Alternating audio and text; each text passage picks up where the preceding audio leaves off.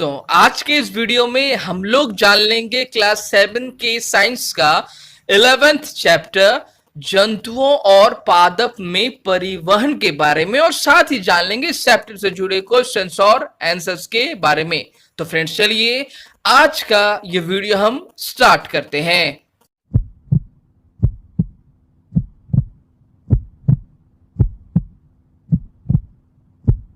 Friends, जैसा कि आप सभी देख पा रहे हैं, इस चैप्टर का हेडिंग है जंतुओं और पादप में परिवहन। तो फ्रेंड्स, चलिए सबसे पहले हम जान लेते हैं कि आखिर इस चैप्टर में हमें कौन सी बातें बताई गई हैं। तो फ्रेंड्स, इस चैप्टर में आपको जंतुओं के शरीर में होने वाले परिवहन व्यवस्था के बारे में बताया गया है, ठीक है ना। साथ में ब्लड यानी रक्त किस तरह से हमारे शरीर में परिवहन करते हैं, ठीक है ना, उनके बारे में बताया गया है। यानी मनुष्य के शरीर में परिवहन व्यवस्था को आपको बताया गया है।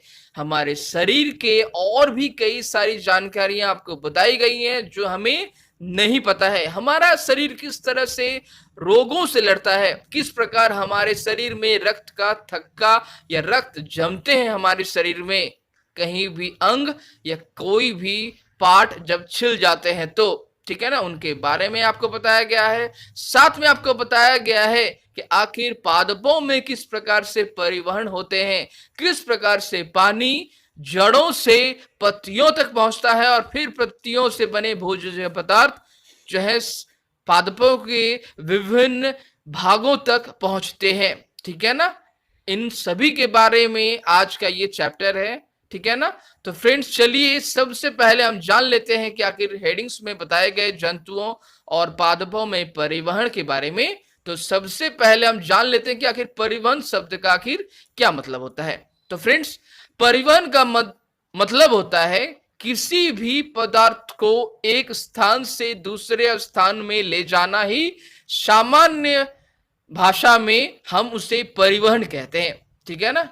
किसी भी आदमी को, पीपल्स को, किसी भी मटेरियल्स को एक जगह से दूसरे जगह तक ले जाना ही परिवहन कहलाता है, ठीक है ना। अब आपको जानना है कि आखिर जंतु क्या है। तो बहुकोशिकीय प्राणी होते हैं जंतु, ठीक है ना। ये इनमें सजीव की वे सभी विशेषताएं पाई जाती हैं जंतुओं में, ठीक है ना, याद रखना है। यानी ये श्वसन करती हैं, साथ में ये भोज्य पदार्थ को ग्रहण करती हैं और अपशिष्ट पदार्थों को उत्सर्जित करती हैं। ये सभी प्रकार की विशेषताएं जंतुओं में पाई जाती है। बहुकोशिकीय होते हैं जंतु, ठीक है ना, साधारण भाषा में, साधारण शब्दों में, ठीक है ना।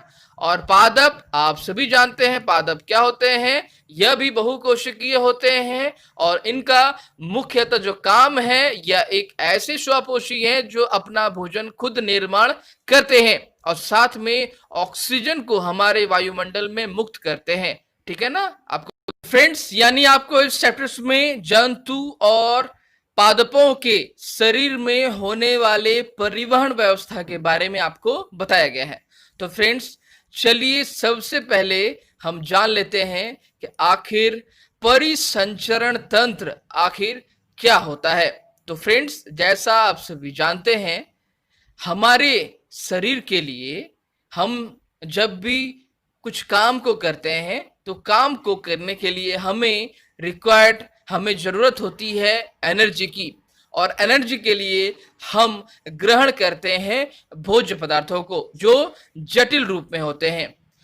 जब भी हम श्वसन कहते हैं तो वह श्वसन जो होता है उस जटिल पदार्थों को वह विखंडित करता है, ठीक है ना। ऑक्सीजन की उपस्थिति में जटिल पदार्थों का विखंडन होता है और वो सरलीकृत हो जाते हैं और सरलीकृत भोजन हमारे शरीर के विभिन्न अंगों तक पहुंचाया जाता है।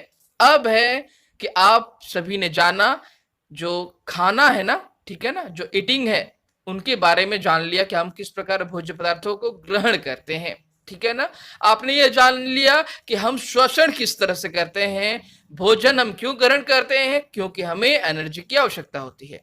हम श्वसन क्यों लेते हैं, क्योंकि हमें भोजन को पचाने की आवश्यकता होती है और साथ में हमें जीना होता है। हम पानी और भोज्य पदार्थों के अभाव में कुछ दिन तक जी सकते हैं, लेकिन ऑक्सीजन के अभाव में हम जी नहीं पाएंगे। ठीक है ना, ये बात हमें याद रखनी है। ठीक है, अब है आपको जानना कि अब है हमारे शरीर में एक अनमोल व्यवस्था जिसे हम परिवहन व्यवस्था के नाम से जानते हैं, परिसंचरण तंत्र। ये क्या होती है, चलिए हम जानते हैं।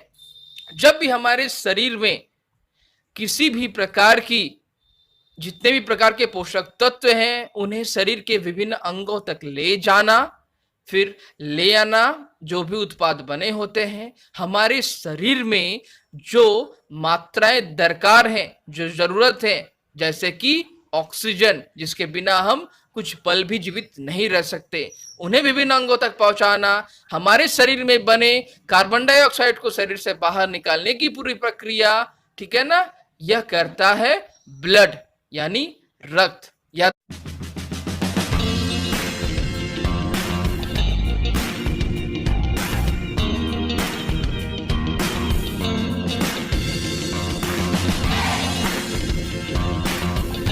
फ्रेंड्स, आपने जान लिया कि आखिर हम क्यों करते हैं भोजन को ग्रहण, क्यों करते हैं हम ऑक्सीजन को लेते हैं, और आखिर परिवहन के बारे में, परिवहन से हमारे शरीर में पोषक तत्व जो है विभिन्न भागों तक जाते हैं। ठीक है ना, इस परिवहन व्यवस्था को संपूर्ण रूप से, सुचारू रूप से कौन संपादित करता है? इसमें आते हैं दो अंग, एक का नाम है हृदय, जो मुख्य रूप से पंपिंग का काम करता है, और दूसरा है रक्त वाहिनियां। ठीक है ना, या पाइप्स के थ्रू, अब साधारण शब्दों में पाइप्स कहते हैं, पतले पतले, ठीक है ना, उनके माध्यम से रक्त हमारे शरीर के विभिन्न भागों तक पहुंचता है। अब है आपको ये जान लेना कि अगर परिवहन ना हुआ हमारे शरीर में तो फिर क्या होगा। तो फ्रेंड्स, अगर हमारे शरीर में परिवहन या परिसंचरण तंत्र अगर नहीं होती है ब्लड के थ्रू, रक्त के माध्यम से, तो फिर क्या होगा, हमारे शरीर में विभिन्न भागों में पोषक तत्व जो है वो नहीं पहुंच पाएंगे, क्योंकि कोशिकाओं से बना होता है हमारा शरीर। इसके बारे में अपने लास्ट के चैप्टर्स में भी जाना, विभिन्न प्रकार के कोशिकाओं से हमारा शरीर बना होता है। हमारा शरीर बहुकोशिकीय है, ठीक है ना, क्योंकि कोशिकाओं को जीवन की संरचनात्मक और क्रियात्मक इकाई कहते हैं कोशिकाओं को। हमारा शरीर चूंकि बहुकोशिकीय है, विभिन्न प्रकार के कार्यों को संपादित करता है। इसके लिए उसे भोज्य पदार्थ की आवश्यकता होती है, इसके लिए उसे श्वसन की आवश्यकता होती है, इसके लिए उसे परिसंचरण तंत्र की आवश्यकता होती है, जो उसे टाइम टू टाइम, समय समय पर उसे ऑक्सीजन ला कर दे, कार्बन डाइऑक्साइड को ले जाए, और साथ में पोषक तत्व वो उसे ला कर दे, ताकि उनके सेल्स, कोशिकाओं का ग्रोथ हो सके, हम बढ़ सके, हम धीरे धीरे बड़े होते हैं ना फ्रेंड्स।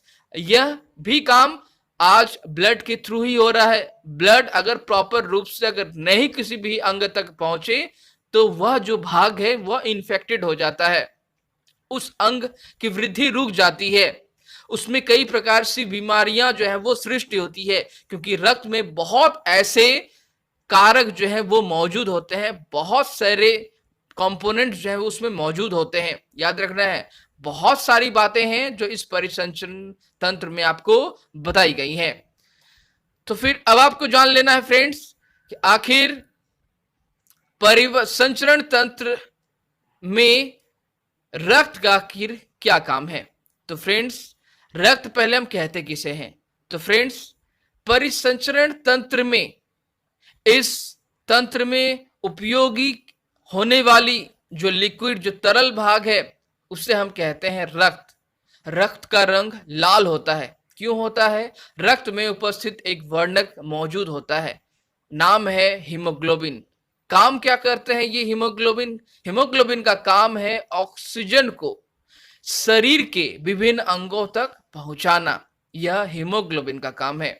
और उसी प्रकार से हीमोसाइनिन भी मौजूद होता है किसी अन्य प्राणियों में। हीमोसाइनिन के कारण किसी भी प्राणी का के रक्त का रंग नीला होता है। यह बात भी आपको याद रखनी है, ठीक है ना। अब है रक्त दिखता लाल है, कैसे हमें पता चलेगा? अगर हमारे शरीर का कोई भी अंग कट जाता है, कुछ छिल जाता है, ठीक है ना, तो हम देख पाएंगे कि रक्त निकलते हैं उस प्रॉपर निर्दिष्ट जगह से। ठीक है ना, यह बात भी आपको जान लेनी है। तो रक्त एक तरल पदार्थ है जिसमें दो प्रकार के सब्सटेंस या फिर पदार्थ मौजूद होते हैं, एक तरल भाग है और एक ठोस भाग है। तरल पदार्थ को हम, तरल भाग को हम प्लाज्मा कहते हैं और ठोस भाग को हम विभिन्न प्रकार के उसमें मौजूद होते हैं, आरबीसीज, डब्ल्यूबीसीज, प्लेटलेट्स, ये मौजूद होते हैं, ठीक है ना, जिसे हम कार्पोसल्स कहते हैं। याद रखना आपको। अब है आपको जानना कि आखिर इस रक्त का मुख्यतः रूप से क्या काम है। जैसा मैंने कहा, रक्त हमारे शरीर में जो ऑक्सीजन की जरूरत है उसे आपूर्ति करती है ये रक्त, ठीक है ना। और ऑक्सीजन को हमारे शरीर में पकड़ कर कौन रखता है? आप सभी जानते हैं ऑक्सीजन को हमारा जो शरीर है वो नसा छिद्रों से लेता है, देन उसे पकड़ कर रखने का काम करती है फेफड़ा, ठीक है ना। और फेफड़े से ऑक्सीजन जो है वो चली जाती है हृदय तक, याद रखना है आपको। और हृदय फिर विभिन्न रक्त के माध्यम से उस ऑक्सीजनेटेड ब्लड को, याद रखना है, ऑक्सीजनेटेड ब्लड इंग्लिश में हम कहते हैं ऐसे रक्त जिसमें ऑक्सीजन की मात्रा भरपूर होती है, उस ब्लड को पूरे शरीर में प्रवाहित करती है, ठीक है ना। जैसा आप इस पिक्चर्स में देख पा रहे हैं, जो रेड रंग के जितने भी सारे कोशिकाएं हैं उसमें शुद्ध रक्त बहती है, शुद्ध रक्त, याद रखना है, शुद्ध रक्त इसमें बहती है। और नीले रंग की जो जितने भी सारे कोशिकाएं हैं उसमें अशुद्ध रक्त बहती है, ठीक है ना, अशुद्ध रक्त इसमें बहती है। तो शुद्ध रक्त जिस पाइप, जिस वाहिनियों में बहती है, शुद्ध रक्त यानी जिसमें वो रक्त जिसमें ऑक्सीजन की मात्रा भरपूर हो उसे हम धमनी कहते हैं। और ऐसे रक्त जिसमें कार्बन डाइऑक्साइड की मात्रा हो उसे हम कहते हैं शिराएं। शिराएं में बहती है अशुद्ध रक्त, जबकि धमनियों में बहती है शुद्ध रक्त। याद रखना है आपको इन बातों को, ठीक है ना। अब आपको जान लेना है फ्रेंड्स कि आखिर रक्त जो है सिर्फ ऑक्सीजन को विभिन्न भागों तक नहीं ले जाता है, क्योंकि उसमें उपस्थित हीमोग्लोबिन की मात्रा होती है। हीमोग्लोबिन के कारण रक्त लाल दिखाई देता है। हीमोग्लोबिन का काम जो है वो है शरीर के विभिन्न भागों तक ऑक्सीजन को पहुंचाना, यानी रक्त में विभिन्न प्रकार के घटक जो है वो मौजूद होते हैं।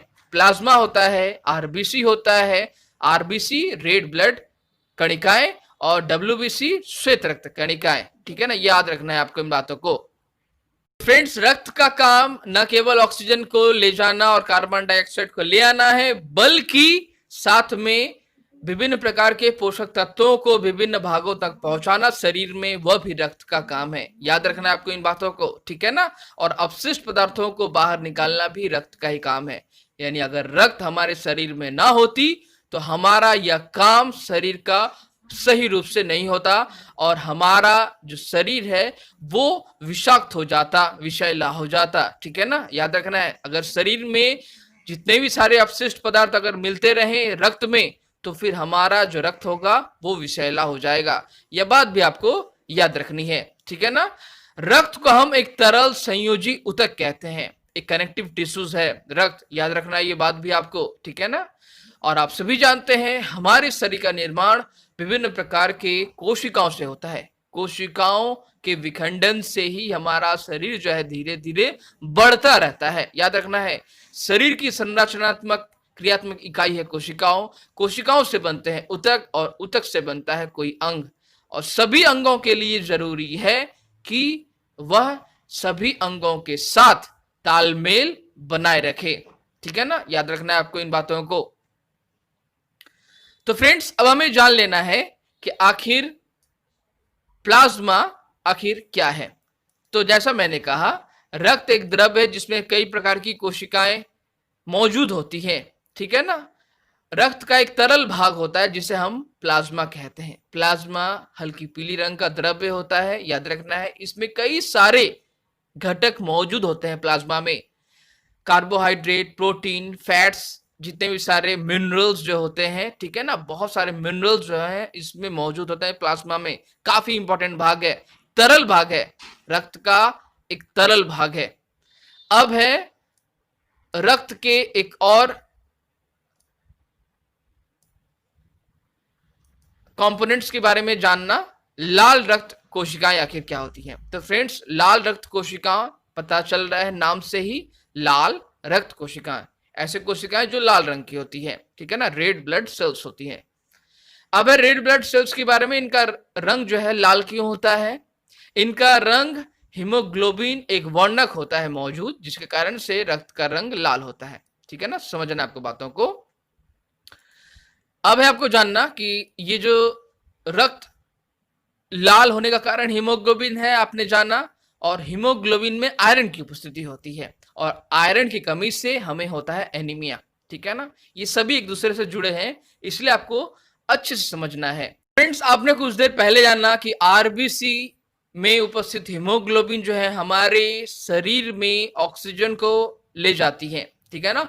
ऑक्सीजन के बिना हमारे शरीर का जो जीना है, वो सेल्स का जो जीना है वो कठिन हो जाता है, याद रखना है, ठीक है ना। और इस आरबीसी का काफी इंपॉर्टेंट है हमारे शरीर में ऑक्सीजन को विभिन्न भागों तक ले जाने में, यह बात भी आपको याद रखनी है, ठीक है ना। अब है आपको जान लेना कि आखिर ये श्वेत रक्त कणिकाएं क्या होती है। याद रखना फ्रेंड्स, ये हमारे शरीर में जो रक्त है उनमें उपस्थित कुछ घटक है मौजूद, जैसे आरबीसी, ठीक है ना, और डब्ल्यूबीसी। डब्ल्यूबीसी को हम कह रहे हैं श्वेत रक्त कणिकाएं, व्हाइट ब्लड कार्पसूल्स, ठीक है, याद रखना है। यह ठोस पदार्थ है। आरबीसी, श्वेत कणिकाएं, ठीक है ना, याद रखना है। ये सभी जो है ये ठोस पदार्थ है। रक्त में मैंने बताया आपको दो जो कंपोनेंट्स है वो मौजूद होते हैं, एक तरल भाग जिसे हम प्लाज्मा कह रहे हैं, जिसमें विभिन्न प्रकार के पोषक तत्व, मिनरल्स भी मौजूद होते हैं, और एक है ठोस पदार्थ जिसमें आरबीसी, डब्ल्यूबीसी जो है वो प्लेटलेट्स जो है वो मौजूद होते हैं।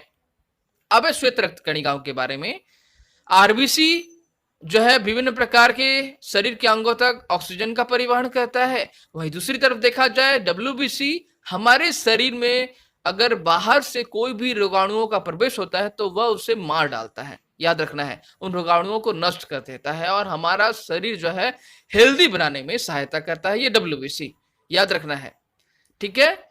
अब है आपको जानना कि आखिर पट्टिकाणु, ये पट्टिकाणु क्या होते हैं। तो फ्रेंड्स, पट्टिकाणु प्लेटलेट्स, जैसा मैंने कहा, पट्टिकाणु का सीधा मतलब होता है प्लेटलेट्स, ठीक है ना। ये प्लेटलेट्स क्या काम करते हैं? रक्त में उपस्थित ऐसे जो ठोस पदार्थ होते हैं जो रक्त को जमने में सहायता करते हैं, याद रखना है। रक्त को जमने के लिए दो प्रकार के प्रोटीन की आवश्यकता पड़ती है, उस प्रोटीन का नाम है फाइब्रोनोजिन और प्रोथ्रोम्बिन, ठीक है ना। ये दोनों प्रोटीन्स जो है रक्त को जमने में सहायता करती है, और ये जो है पट्टिकाणु में उपस्थित होते हैं, पट्टिकाणु प्लेटलेट्स में। जब भी हमारा शरीर कट जाता है, खेलते वक्त हम गिर जाते हैं, गिर पड़ते हैं, तो शरीर का किसी भाग जो कट जाता है तो वहां से रक्त निकलने लगते हैं, और देन कुछ मिनट बाद खुद ही रक्त जो है जमने लगता है, याद रखना है, ठीक है ना। शरीर के अंग का कटते ही पता चल जाता है रक्त को, दिमाग को, कि आखिर कोई अंग कट गया है, हमें जलन होती है, ठीक है ना। वो शरीर का अंग जो कट जाने से जलन होती है, दर्द होता है, और देन रक्त में से ऑटोमेटिकली स्वतः ही पट्टिकाणु प्लेटलेट्स जो है वो निकलते रहते हैं और फिर उस भाग को रिपेयर करने की कोशिश करते हैं, ठीक है ना, उसे ठीक करने की उस भाग की कोशिश करते हैं। और ठीक करने के लिए सबसे पहले वह जाल बुनता है, ठीक है ना। जाल बुनने के बाद देन पट्टिकाणु जो है उस पर जमा होते रहते हैं, याद रखना है आपको इन बातों को। आगे बढ़ेंगे, जान लेंगे कि आखिर सीरा और धमनियां क्या होती हैं। तो फ्रेंड्स, जैसा मैंने आपको कुछ देर पहले ही कहा कि हमारे शरीर में परिसंचरण तंत्र का मुख्य काम करता है, दो भाग है इसमें, एक है हृदय और एक होती है जो वाहिनियां। वाहिनियों में आपको पढ़ना है, जानना है धमनी और शिराओं के बारे में। तो हमारे शरीर में जो शुद्ध रक्त है, जो ऑक्सीजनेटेड ब्लड है, उसे शिराएं नहीं बल्कि धमनियां शरीर के विभिन्न भागों तक ले जाती हैं, और यह जो पंपिंग का काम होता है शरीर के विभिन्न भागों तक पहुंचाना, यह काम करता है हृदय, पंप का काम करता है, प्रेशर देता है फोर्सफुली, ठीक है ना, हम धमनी कह रहे हैं उसे। और धमनियों में कौन सा रक्त प्रवाहित होता है, अगर सिंपल रूप से अगर कहा जाए आपको, तो याद रखना है कि धमनियों में बिल्कुल शुद्ध रक्त प्रवाहित होता है, ठीक है ना। अब आपको जान लेना है कि आखिर ये शिराएं क्या होती है। तो फ्रेंड्स, शिराओं में अशुद्ध रक्त प्रवाहित होता है, ठीक है ना, ये बात भी आपको जान लेनी है। शिराओं में अशुद्ध रक्त प्रवाहित होती है, और यह बिल्कुल धमनी और शिरा में अंतर भी काफी बार पूछा जाता है। धमनियां जो होती है वो शरीर के अंदर प्रवाहित होती हैं, हमारे शरीर के भीतरी भाग में, जो बाहर से नहीं दिखाई देती हैं, जबकि शिराएं जो है वो हमें बाहर से ही दिखाई देती हैं, जो हल्के नीले रंग के हमारे शरीर के ऊपर में जितनी भी सारी शिराएं देख रहे हैं, ठीक है ना, वो शिरा जो है उसमें अशुद्ध रक्त प्रवाहित हो रहा है। याद रखना है, अशुद्ध रक्त शिराओं में बहती है, धमनियों में शुद्ध रक्त बहता है। धमनियां शरीर के अंदरूनी भाग में मौजूद होती है, जो हमें बाहर से दिखाई नहीं देती है, जबकि शिराएं जो है शरीर के त्वचा के ठीक नीचे बिल्कुल मौजूद होती हैं, जिसमें अशुद्ध रक्त बहता है, ठीक है ना, समझना आपको इन बातों को। अब है धमनियों की दीवार के बारे में। धमनियों की दीवार काफी मजबूत होती है, ठीक है ना, टिकाऊ होती है, मोटी होती है, क्योंकि फोर्सफुली जो पंप के थ्रू जो रक्त भेजता है वो धमनियों के द्वारा ही शुद्ध रक्त को फोर्सफुली वो भेजता है, इसलिए धमनियों की दीवार मोटी होती है। जबकि वहीं दूसरी तरफ देखा जाए तो शिराओं के जो दीवार होते हैं वो पतले होते हैं, ठीक है ना, याद रखना है आपको इन बातों को। इसलिए जो दबाव है वो दबाव, इस दबाव के बारे में भी आपको जानना है। इसलिए दबाव जो है वाहिनियों में, कौन सी वाहिनी में होगा, जो ये दबाव है ये धमनियों में होगा, ठीक है ना, न कि शिराओं में। अब आपको जान लेना है कि आखिर नाड़ी स्पंदन क्या है, ठीक है ना। ये नाड़ी स्पंदन, जैसा मैंने कहा कि हमारे शरीर में रक्त जो प्रवाहित होती है, इसका मुख्य काम करता है हृदय, दिल की धड़कन, दिल, ठीक है ना। और ये नाड़ी स्पंदन, दिल की धड़कन जो है, ये कैसे हम जान पाते हैं। तो फ्रेंड्स, जैसा मैंने कहा, हृदय पंपिंग का काम करता है, पंप जैसा काम करता है। इसमें वह एक बार संकुचित होता है, प्रसारित होता है, संकुचित होता है, फिर प्रसारित होता है। यह काम जीवन भर चलता रहता है, जन्म से पहले से लेकर जन्म के मृत्यु तक, उसके कुछ देर पश्चात भी हृदय धड़कती रहती है। याद रखना है, या एक भी सेकेंड जो है वो बंद नहीं होता है, उसका काम ही है इस तरह से धड़कते रहना, ठीक है। एक बार प्रसारण होता है और एक बार फिर संकुचन होता रहता है उसमें। इसे ही हम लोग कह रहे हैं नाड़ी स्पंदन, जो हमें धमनियों में दिखाई देती है। याद रखना है, जैसा मैंने कहा, फोर्सफुली रक्त को शरीर के विभिन्न भागों तक पहुंचाने का काम धमनियों में होता है। धमनियां मोटी होती हैं शिरा की अपेक्षा, ठीक है ना, जिसे हम महसूस करते हैं। ये आप देख पा रहे हैं, हाथ के अगर इस प्लेस में अगर हम इस तरह से अंगुलियों में के द्वारा अगर हम अनुभूति करने की कोशिश करें, तो हम देखेंगे कि धमनियों में रक्त जो है प्रभाव बढ़ रहा है, उसमें एक आवाज हो रही है, उसमें एक स्पंदन हो रहा है, क्योंकि काफी फोर्सफुली हमारे शरीर में रक्त को भेजना होता है। ये रक्त जो है हमारे शरीर के विभिन्न भागों तक पहुंचाने का काम इन धमनियों का होता है, वो भी शुद्ध रक्त के रूप में। याद रखना है।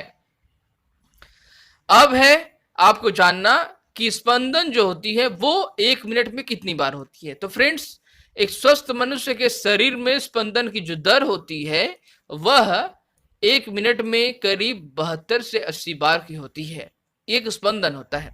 यानी मुख्य रूप से कहा जाए, जिस तरह आपने लास्ट के चैप्टर्स में जाना, हम श्वसन 1 मिनट में 15 से 18 बार करते हैं, ठीक है ना। सांस का लेना और फिर सांस का छोड़ना, या एक बार श्वसन हुआ, ठीक है ना। एक बार का श्वसन, श्वसन की दर 1 बार कहलाई, या 1 मिनट में हम 15 से 18 बार करते हैं। ठीक उसी प्रकार धमनियों जो है पंप के थ्रू, यानी हृदय के थ्रू, जो धमनियों में रक्त का जो प्रवाह है, वह स्पंदन है, नाड़ी की जो दर है वह कितनी बार होती है? वो 72 से 80 बार होती है। 72 से 80 बार फोर्सफुली धमनियों से रक्त का परिसंचरण होता है। याद रखना है पूरे शरीर में। अब आपको जान लेना है कि आखिर शिराएं क्या होती हैं। जैसा मैंने आपको कुछ देर पहले कहा, शिराएं वे वाहिनियां हैं जिसमें अशुद्ध रक्त प्रवाहित होती है, यानी अशुद्ध रक्त कहने का तात्पर्य ऐसे रक्त जिसमें कार्बन डाइऑक्साइड भरे होते हैं, ठीक है ना। और यह जो शिराएं हैं यह अशुद्ध रक्त को हृदय में ले जाती हैं। समझना है आपको इन बातों को। अब आपको फ्रेंड्स जान लेना कि आखिर केशिकाएं क्या होती हैं। संक्षेप में जान लेना है आपको केशिकाओं के बारे में।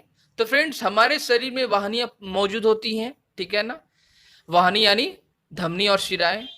धमनी और शिराएं जिस स्थान में आकर मिलती हैं, हमारे शरीर के वह भाग जिसमें धमनियां और शिराएं आकर मिलती हैं, एक बिंदु होता है, एक पॉइंट होता है, जिससे हम कहते हैं केशिकाएं, कैपिलरीज, ठीक है ना। बहुत ही पतली सूक्ष्म बिल्कुल शिराएं होती हैं जिसे हम धमनियां कह रहे हैं। इन धमनियों के माध्यम से ऑक्सीजन, कार्बन डाइऑक्साइड, न्यूट्रिशन, पोषक तत्व का आदान प्रदान होता रहता है, ठीक है ना। तभी न विभिन्न प्रकार के शरीर में विभिन्न भागों तक न्यूट्रिशन, पोषक तत्व तभी पहुंच पाएंगे, ठीक है ना। याद रखना है आपको इन बातों को, ठीक है ना।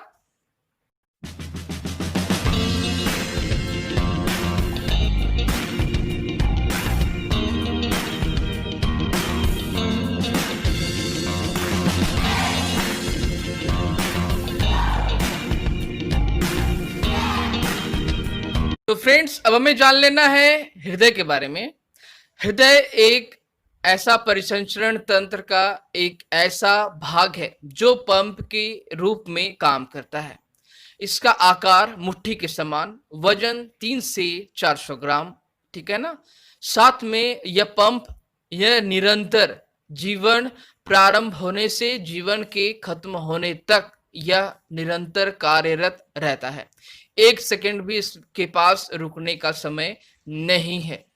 हृदय में अगर किसी भी प्रकार की गड़बड़ी होती है या फिर रक्त का पहुंचना सही रूप से नहीं होता है तो हृदय में स्ट्रोक होते हैं। याद रखना है, हार्ट अटैक होता है, ठीक है ना। हृदय में आघात लगते हैं। याद रखना है आपको इन बातों को। अब है आपको जान लेना कि हृदय आखिर इस काम करने के लिए हृदय में वे कौन कौन से कमरे हैं, चेंबर्स हैं, भाग हैं जो पूरी तरह से काम को कर पाता है। हमारे शरीर के लिए रक्त को फोर्सफुली दाब के, ठीक है ना, दबाव से पूरे शरीर में भेज सकता है। तो फ्रेंड्स, हृदय में पंपिंग का जो काम है वो 4 चेंबर्स के द्वारा संपादित होते हैं। 4 चेंबर्स। ऊपर वाले भाग को हम अलिंद कहते हैं, नीले वाले, और नीचे वाले भाग को हम निलय कहते हैं। अगर सही रूप से देखा जाए हमारा हृदय 4 भागों में बटा हुआ है। अलिंद हम इन भागों को कहते हैं और निलय इन भागों को कहते हैं। याद रखना है आपको इन बातों को, ठीक है ना। अलिंद वाला पोर्शन क्या है, निलय वाला पोर्शन क्या है। जैसे ये वाला जो पोर्शन आप देख रहे हैं इसमें एक अलिंद और एक निलय है, और इस वाले पोर्शन भाग में एक अलिंद और एक निलय है, ठीक है ना। याद रखना है। जनरली हमारे हृदय का आकार त्रिभुजाकार होता है।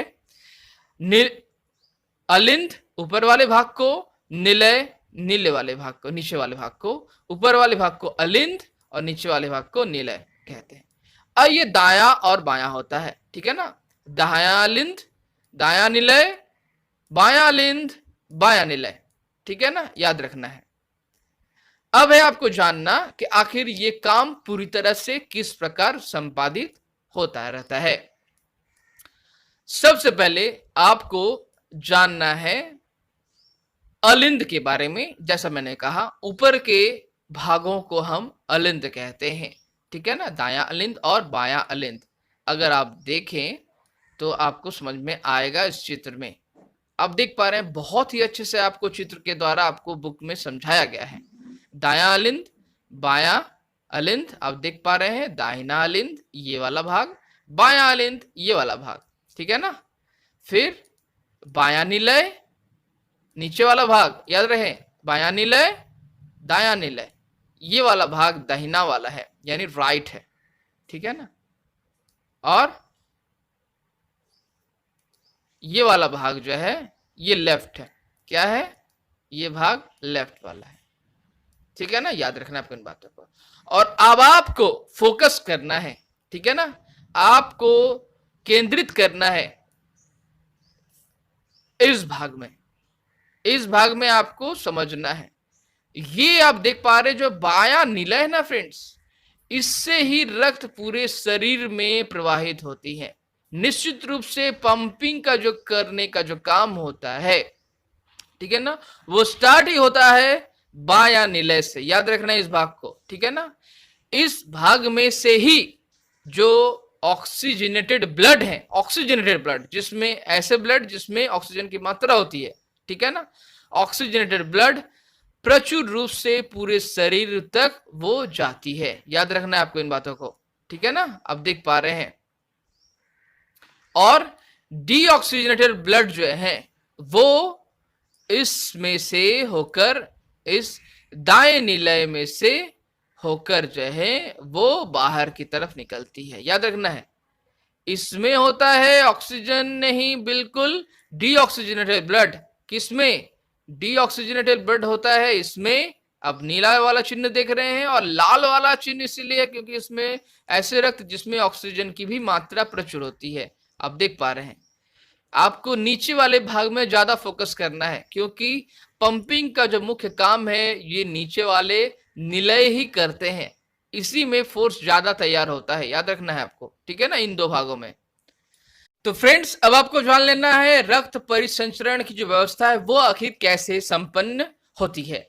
जैसा आप सभी देख पा रहे हैं, परिसंचरण तंत्र से पहले हमें जान लेना है विभिन्न भागों के नाम। आप देख पा रहे हैं, इन भागों का नाम है महाधमनी, ये है फुसफुस धमनियां, आप देख पा रहे हैं, फुसफुस शिराएं, बायां अलिंद, बायां निलय, दायां निलय, ठीक है ना, कक्षाओं के बीच विभाजन की दीवार, ये है विभाजन की दीवार जिसे सेप्टम कहते हैं, और दायां निलय। तो फ्रेंड्स, आपने चार भाग तो जान लिए, और बीच की जो दीवार है जिसे हम सेप्टम कह रहे हैं, ये दोनों तरफ से ये अलग है, बिल्कुल एक चेंबर्स के साथ। ऊपर के चेंबर्स, नीचे के चेंबर्स जो है वो बिल्कुल एक वाल्व के साथ जुड़े हुए होते हैं, ठीक है ना। वाल्व में सिर्फ रक्त जो है वो ऊपर से नीचे की तरफ आ सकता है, यानी अलिंद से नीले की ओर ही आ सकता है, ठीक है ना। याद रखना है आपको इन बातों को। और फिर उसमें से, जिसमें से आया फिर उसमें से रिटर्न नहीं हो सकता है, उससे रिटर्न के लिए अलग मार्ग की अनुमति होती है। समझना है आपको इन बातों को, ठीक है ना। अब है आपको जान लेना कि आखिर ये रक्त आते किस तरह हैं। आपने जान लिया कि यहां पर हमें फोकस करना था बायां निलय, लेकिन बायां निलय में इस रक्त आखिर कैसे आता है, ऑक्सीजन से भरपूर रक्त, ये आते हैं बाएं अलिंद से होकर। याद रखना, देखिए बाएं अलिंद से होकर रक्त पहले आती है, याद रखना है आपको, ठीक है ना। ये कौन से रक्त होती हैं? Oxygenated blood. ऑक्सीजनेटेड कहने का तात्पर्य जिसमें ऑक्सीजन की प्रचुर मात्रा है। ये कहां से आती हैं? तो ये फेफड़ों में से आती है, याद रखना है। यहां पर मान लेंगे हम फेफड़ा है, ऑक्सीजन युक्त जो ब्लड है वो आ रही है यहां पर। कहां पर? इसमें से आ रही है, और फिर नीचे में आकर निलय में जब मिल जाती है, और निलय से फिर ये बाहर निकाल दिए जाते हैं। आप देख पा रहे हैं, इस मार्ग के द्वारा, ठीक है ना, इस मार्ग के द्वारा ये बाहर निकाल दिए जाते हैं, जिसे हम महाधमनी कह रहे हैं, शरीर के ऊपरी भागों में और शरीर के नीचे वाले भागों में। अब देख पा रहे हैं, ये देखिए, इस शरीर के नीचे वाले भागों में भी ये चले जा रहे हैं, ठीक है ना। याद रखना आपको इन बातों को, यहां से, ठीक है ना, शरीर के नीचे वाले भाग में जा रहे हैं। ये ऑक्सीजनेटेड ब्लड है जिसमें ऑक्सीजन की प्रचुरता है। ऑक्सीजनेटेड ब्लड, जब हम नसा छिद्रों से ऑक्सीजन ले रहे हैं तो फेफड़ा भर रहे हैं, ठीक है ना, समझना आपको इन बातों को। ये नसा छिद्रों से आया ऑक्सीजन, यहां पर भर गया ऑक्सीजन, और फिर ये जुड़े हुए होते हैं कहां से? तो ये बायां अलिंद से जुड़े हुए होते हैं ये वाहिनियां, और फिर ये फ्रेश जो ऑक्सीजन युक्त जो ब्लड है वो पूरे शरीर में भेज दिए जाते हैं फोर्सफुली। इसलिए धमनियों में जो है वो क्या होते हैं, धमनियों में ऑक्सीजन वाला जो ब्लड है वो चलता है। अब आपको जानना कि जब जो ब्लड कैपिलरीज हैं, ठीक है ना, केशिकाएं हैं, केशिकाओं जब मिलती रहती है एक स्थान पर, उसमें से रक्त जो है वो एक रक्त आती है। इसमें याद रखना है आपको, किसमें से आती है, ये रक्त आ रही है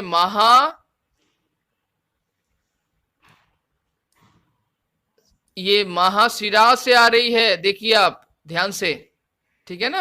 अब ये जो रक्त है अशुद्ध रक्त, जिसमें ऐसे रक्त जिसमें कार्बन डाइऑक्साइड की मात्रा है, क्योंकि उसका उपयोग विभिन्न भागों के द्वारा हो जाता है, ठीक है ना। रक्त का जब ऑक्सीजनेटेड ब्लड, जिस ऑक्सीजन में प्रचुर रूप से ऑक्सीजन की मात्रा है, ऑक्सीजनेटेड ब्लड, ठीक है ना, उसका जब काम हो जाता है विभिन्न कोशिकाओं के द्वारा, देन उत्पन्न पदार्थ जो होते हैं यानी कार्बन डाइऑक्साइड, ये महाशिरा के द्वारा अंदर आती है और देन ये निकल जाती है किस तरह से, फुसफुस धमनी के द्वारा। याद रखना है आपको इन बातों को, ठीक है ना, फुसफुस धमनी से होकर बाहर निकल जाती है, ठीक है, याद रखना है आपको इन बातों को। और फिर ये रक्त जो है वो चले जाते हैं कहां पर, याद रखना है, ये रक्त कहां चले जा रहे हैं, ये रक्त चले जा रहे हैं अब फेफड़े में, और उस फेफड़े से फिर कार्बन डाइऑक्साइड जो है वो बाहर निकाल दी जाती है, याद रखना है। और यह पूरा प्रक्रम जो है वो चलता ही रहता है, समझना आपको इन बातों को, ठीक है ना। तो फ्रेंड्स अब हम लोग आगे बढ़ेंगे और जान लेंगे कि आखिर हृदय स्पंदन क्या होती है। जैसा मैंने कहा, हृदय स्पंदन, हृदय का संकुचन होना, हृदय की पेशियों में संकुचन और प्रसारण होता रहता है, जिसके कारण से ब्लड जो है विभिन्न भागों तक हमारे शरीर में पहुंचता है, हृदय स्पंदन कह रहे हैं। हृदय स्पंदन को मापने के लिए एक डिवाइस, एक उपकरण है जिसे हम लोग स्टेथोस्कोप कहते हैं। आप देख पा रहे हैं दोनों तरफ से ये मेटल का बना हुआ, जो कि कानों में दिया जाता है, जिससे हम आवाजों को सुन पाते हैं, ठीक है ना, जिसे हम श्रोतिका कह रहे हैं। और एक पाइप सी संरचना होती है जिसे हम ट्यूब कह रहे हैं, और चेस्ट पीस होता है जिसमें एक तना हुआ एक भाग होता है, ठीक है ना, एक बहुत ही तना हुआ, बहुत ही टेंशन में रहता है एक पार्ट, एक भाग, ठीक है ना, जिसे हम चेस्ट पीस कह रहे हैं, याद रखना है। स्टेथोस्कोप से हम धड़कन की आवाज को, हृदय की स्पंदन को हम सुन सकते हैं, याद रखना है आपको इन बातों को। अब आपको जान लेना है कि हमारा जो हृदय है वह हमेशा धड़कता रहता है, याद रखना है 72 से 80 बार। जब हम दौड़ते रहते हैं या फिर ऊंची सीढ़ी पर चढ़ते रहते हैं तो यह स्पंदन भी बढ़ जाती है, वह करीब 140 तक भी पहुंच सकती है, याद रखना है आपको इन बातों को, ठीक है ना। आगे बढ़ना है फ्रेंड्स, और हमें जान लेना है कि आखिर परिसंचरण तंत्र की जो खोज है वो किसने की थी। तो फ्रेंड्स परिसंचरण तंत्र की खोज विलियम हार्वे नामक एक चिकित्सक ने की थी, वो अंग्रेज थे, ठीक है ना। तो उन्होंने ही पहले ये मत दिया था कि परिसंचरण तंत्र के कारण ही हमारे शरीर में विभिन्न प्रकार के जो रक्त वाहिनियों के माध्यम से हमारे शरीर में रक्त का परिसंचरण होता है, याद रखना आपको। तो फ्रेंड्स आपने जाना कि आखिर होते क्या है परिसंचरण तंत्र। अब आपको जान लेना है कि आखिर जंतुओं में उत्सर्जन क्या होता है।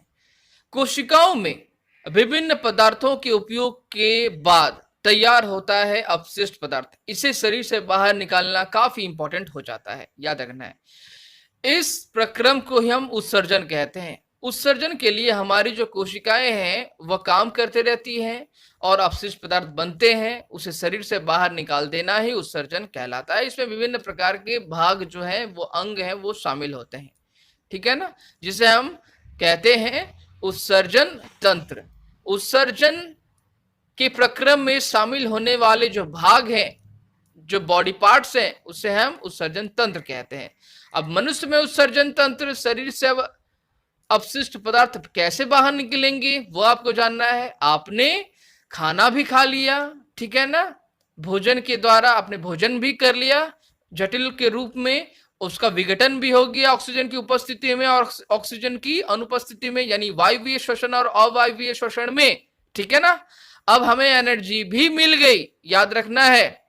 अब जो ऑक्सीजन है उसका परिवहन भी हो जाता है शरीर के विभिन्न अंगों में, यानी कोशिकाओं के द्वारा भोजन भी मिल जाते हैं, उसे ऑक्सीजन भी मिल जाता है। अब जो तैयार होते हैं अपशिष्ट पदार्थ, उसे अब बाहर कैसे निकालना है, उसमें शामिल जो अंग, उत्सर्जी पदार्थ को बाहर निकालने में जो तंत्र शामिल होते हैं, जो भाग शामिल होते हैं, जो अंग शामिल होते हैं, उसे हम उत्सर्जन तंत्र कहते हैं। अब मनुष्य में उत्सर्जन तंत्र कौन कौन से हैं जो शरीर से अपशिष्ट पदार्थों को बाहर निकालने के लिए जो काम करता है, उसमें से पहला नाम है वृक्क का, यानी गुर्दों का, किडनीज का, ठीक है ना। किडनी दोनों तरफ मौजूद होती है हमारे शरीर में, आप देख पा रहे हैं, वेस्ट यानी कमर के दोनों तरफ।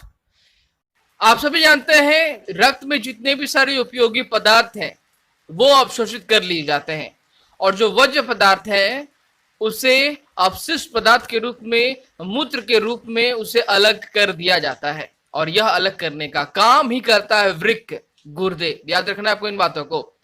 अब वृक्कों से मूत्र वाहिनियां से होता हुआ मूत्राशय में जाता है, आप देख पा रहे हैं। फिर मूत्रवाहिनी नली के आकार की होती है, मूत्राशय में मूत्र संचित होता है, और मूत्राशय से एक पेशीय नली जुड़ी हुई होती है जिसे कहते हैं मूत्र मार्ग, ठीक है ना। याद रखना आपको इन बातों को। ये रहा पिक्चर्स आप देख पा रहे हैं, और यह वाला जो प्रश्न है कि आपके शरीर के, यानी हमारे शरीर में जितने भी प्रकार के जो काम हैं, उत्सर्जन तंत्र हैं, इसके बारे में ड्राइंग जो है कई बार पूछी जाती है, इनके काम भी पूछे जाते हैं, ठीक है ना। अब मूत्र मार्ग दूसरी तरफ से खुला हुआ होता है जिसे हम कहते हैं मूत्र रंध्र। याद रखना है, इस शरीर से मूत्र जो है वो बाहर निकाल दिए जाते हैं। यानी मुख्य रूप से अगर कहा जाए तो मुख्य यहाँ पर उत्सर्जी तंत्र में जो काम करता है वह है वृक्क, ठीक है ना। वृक्क का ही काम है जो उत्सर्जी अपशिष्ट पदार्थों को शरीर से बाहर निकालने का काम, चाहे वह मूत्र के रूप में हो, चाहे वह अपशिष्ट पदार्थों के रूप में हो, यूरिया के रूप में हो, या फिर पसीने के रूप में हो, ठीक है ना। पसीना भी हमारे शरीर से बाहर निकाल दिया जाता है, लेकिन यह काम जो होता है वो शरीर के अंदरूनी कोशिकाएं हैं वो करती हैं, याद रखना है। आप देख पा रहे हैं पसीना जिसमें जल के साथ लवण भी शामिल होते हैं, यह बात भी आपको जान लेनी है, ठीक है ना। साथ में आपको यह बात जान लेना है कि पसीना भी एक उत्सर्जी पदार्थ है जो टाइम टू टाइम हमारे शरीर से बाहर निकाल दिया जाता है, याद रखना है आपको, ठीक है ना इन बातों को। फ्रेंड्स, जैसा आप सभी जानते हैं जो पेड़ पौधे हैं, जो पादप है, उसमें भी पदार्थों का परिवहन होता है। यह कैसे संभव है फ्रेंड्स? जैसा आप सभी जानते हैं कि पौधे प्रकाश संश्लेषण की प्रक्रिया करते हैं, उसमें उसे जरूरत होती है पानी की, ठीक है ना। उसे जरूरत होती है कार्बन डाइऑक्साइड की, मिनरल्स की। कार्बन डाइऑक्साइड उसे तो मिल जाते हैं रंध्रों के द्वारा जो पत्तियों में मौजूद होती है, लेकिन उसे जो जल की आवश्यकता होती है, जो मिनरल की आवश्यकता होती है, उसे वह प्राप्त करती है मिट्टी से। मिट्टी में उपस्थित जो पेड़ों की जो जड़ें होती हैं, ठीक है ना, वहां में उपस्थित मूल रोम से अवशोषित होता है जल और खनिज लवण, जो पौधों के पूरे ऊपरी भाग तक पहुंच जाती है। ऊपरी भाग कहने से तात्पर्य पौधे जितने भी लंबे हैं उसके सबसे ऊंचा वाला हिस्सा, सबसे अंतिम छोर व अंतिम बिंदु जहां पर उसका भाग मौजूद है, वहां तक जो है जल पहुंचती है, याद रखना है। और यह पहुंचने का काम क्या होता है, कैसे हो पाता है? यह पहुंचने का काम होता है वाष्पोत्सर्जन की क्रिया के द्वारा, ठीक है ना। समझना आपको बातों को। तो फ्रेंड्स, क्या आप सभी जानते हैं पेड़ पौधे प्रकाश संश्लेषण की क्रिया दिन में करते हैं, लेकिन पौधों में भी श्वसन की प्रक्रिया जो है वो दिन रात चलती रहती है, जहां पर वो ऑक्सीजन को लेते हैं और कार्बन डाइऑक्साइड को छोड़ते हैं, ठीक है ना। याद रखना आपको इन बातों को। अब है आपको जानना कि पौधे भी बहुकोशिकीय होते हैं, ठीक है ना। पौधों का रचना भी बहुकोश से ही होता है, ठीक है ना। आप सभी जानते हैं कि पौधे में भी ग्लूकोज के रूप में वह अपने पदार्थों को संचित करके रखता है, ठीक है ना। इसके बारे में आपने लास्ट के चैप्टर्स में भी पढ़े थे। और पत्तियों को पौधों का क्या कहा जाता है? रसोई घर, क्योंकि पत्तियों से बना भोजन ही विभिन्न प्रकार के भागों तक फिर पहुंचाया भी जाता है। जिस प्रकार से मूल रोमों द्वारा अवशोषित खनिज पदार्थ जल को विभिन्न भागों तक पहुंचाया जाता है, पत्तियों में भी बना भोजन शरीर के विभिन्न भागों तक पहुंचाया जाता है पेड़ पौधे के, ठीक है ना। इसके लिए बहुत सारे ऊतक काम करते हैं, याद रखना है। ऊतक क्या होता है? ऊतक टिश्यूज क्या होता है? कोशिकाओं का समूह को हम ऊतक कहते हैं सिंपल भाषा में, ठीक है ना, साधारण अर्थों में। अब आपको जान लेना कि आखिर जाइलम और फ्लोएम क्या होती है। तो फ्रेंड्स,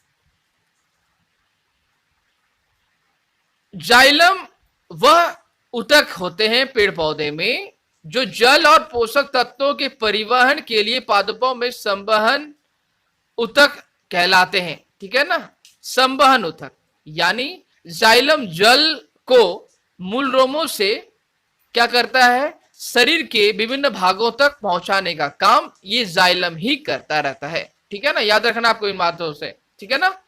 आगे बढ़ेंगे, जान लेंगे कि फ्लोएम का क्या काम है। फ्लोएम भी एक ऊतक है, जाइलम जिस प्रकार का ऊतक है, फ्लोएम भी एक ऊतक है। फ्लोएम का काम भी पत्तियों में बने भोज्य पदार्थ को शरीर के विभिन्न भागों तक पहुंचाना ही यह फ्लोएम का काम है। याद रखना आपको इन बातों को, ठीक है ना। यह दो प्रकार का ऊतक हो गया, यह बात भी आपको याद रखनी है। अब आपको जान लेना है, आप देख पा रहे हैं मूल रोम जो उपस्थित होते हैं कहां पर? मूल में उपस्थित होते हैं, और जो मौजूद होता है मिट्टियों में, ठीक है ना। मिट्टी में इसकी उपस्थिति देखने को मिलती है, याद रखना आपको इन बातों को। ये आप देख पा रहे हैं पौधे में जाइलम और फ्लोएम जो है वो काम कर रहे होते हैं, ठीक है ना। आप देख पा रहे हैं यहां पर बिल्कुल ही पिक्चर्स में दिखा दिया गया है कि जल और खनिजों का परिवहन ए मूल रोम के भाग में और बी किसी वृक्ष में होता रहता है। आप देख पा रहे हैं यहां पर किस प्रकार से काम होता रहता है। बिल्कुल ये ए भाग है जहां पर जल का अवशोषण हो रहा है, और फिर जल या खनिज लवण विभिन्न प्रकार के भागों तक ये पहुंच जा रहे हैं, ठीक है ना। और वही पत्तियों में बना भोजन शरीर के विभिन्न अंगों तक भी पहुंच जा रहा है, ठीक है ना। याद रखना आपको इन बातों को फ्रेंड्स। अब है आपको जानना कि आखिर ऐसा काम किस प्रकार से संपन्न हो रहा है कि आखिर जल में खींचे हुए जो खनिज लवण या फिर जल की मात्रा है, द्रव्य है, जो वो पौधों के सबसे ऊपरी भाग अंतिम छोर तक कैसे पहुंच जाती है। ये कैसे पॉसिबल है? ये पॉसिबल होता है, ये संभव होता है ये वाष्पोत्सर्जन की क्रिया के द्वारा। वाष्पोत्सर्जन की क्रिया के द्वारा एक खिंचाव का उत्पन्न होता है, खिंचाव का जन्म होता है। याद रखना है आपको इन बातों को, ठीक है ना। और खिंचाव के कारण ही यह जल जड़ों के द्वारा अवशोषित जल शरीर के यानी पौधों के शरीर के विभिन्न भागों तक पहुंचा दिया जाता है। यह खिंचाव उसी खिंचाव के बराबर है जब हम नारियल को हम पीते हैं, नारियल के पानी को पीते हैं, बिल्कुल उसमें से स्ट्रॉ डालकर, या फिर हम पेप्सी पीते हैं, कोका कोला पीते हैं, उसमें स्ट्रॉ या पाइप को डालकर मुंह से जब हम अवशोषण करते हैं, यह उसी प्रकार के खिंचाव का ही एक फल है, ठीक है ना। याद रखना है आपको इन बातों को फ्रेंड्स। अब हम लोग वीडियो में आगे बढ़ेंगे और जान लेंगे इस चैप्टर से जुड़े क्वेश्चंस और आंसर्स के बारे में। तो फ्रेंड्स, अब हम लोग जान लेंगे कि आखिर क्वेश्चंस नंबर 1 में, आखिर प्रश्न नंबर 1 में हमसे क्या पूछे गए हैं। जैसा आप सभी देख पा रहे हैं प्रश्न नंबर 1 कॉलम ए में दी गई संरचनाओं का कॉलम बी में दिए गए प्रक्रमों से मिलान कीजिए। यह है आपका प्रश्न नंबर 1, जहां पर कॉलम ए में और कॉलम बी में कुछ आपको संरचनाएं दिए गए हैं और उनके प्रक्रम दिए गए हैं, ठीक है ना। आपको अब मिलान करना है सही रूप से। जैसे चलिए देख ले रहे हैं कि आखिर कॉलम ए में आखिर क्या दिया गया है। कॉलम ए में दिया गया है रंध्र, ठीक है, नंबर क में है, और नंबर ख में है जाइलम, नंबर ग में है मूलरोम, नंबर घ में है फ्लोएम, ठीक है ना। उसी तरह से कॉलम बी में दिए गए हैं जल का अवशोषण, नंबर सेकंड में है वाष्पोत्सर्जन, भोजन का परिवहन, जल का परिवहन और कार्बोहाइड्रेट का संश्लेषण। तो इस तरह से आपको ये कॉलम ए और कॉलम बी में, ठीक है ना, आपको कुछ शब्द दिए जा रहे हैं, संरचनाएं दिए जा रहे हैं, प्रक्रम भी दिए जा रहे हैं, ठीक है ना। अब आपको मिलान करना है, ठीक है ना।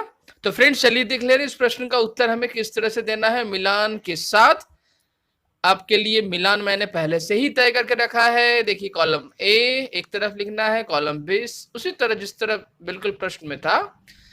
रंध्र, जानते हैं रंध्र आप सभी, और रंध्र का जो काम है वो है वाष्पोत्सर्जन, ठीक है ना। बिल्कुल उसके सामने लिखना है, नंबर 2 से लिए गए हैं। देखिए आप देख पा रहे हैं यहाँ पर नंबर 2 में वाष्पोत्सर्जन था, उसको हम लोग बिल्कुल रंध्र के सामने लिखा, ठीक है ना। हम लोग मैचिंग कर रहे हैं आंसर्स में। जाइलम जल का परिवहन करती है, ठीक है। मूल रोम जल का अवशोषण करते हैं।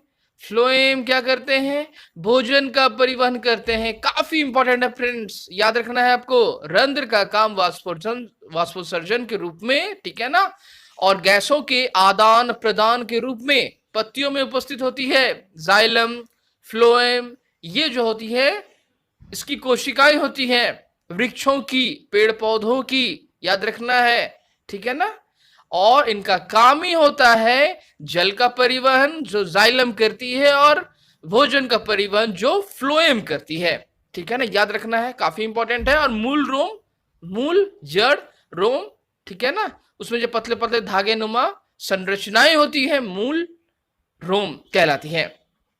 काम क्या है, जल का अवशोषण। ये जल मिलता कहाँ है, मूल, चूंकि इसके नाम से पता चल रहा है मूल रोम, जो कि ये मौजूद होती है मिट्टी में, ठीक है ना। मूल रोम जल का अवशोषण करती है, कहां से, मिट्टी से।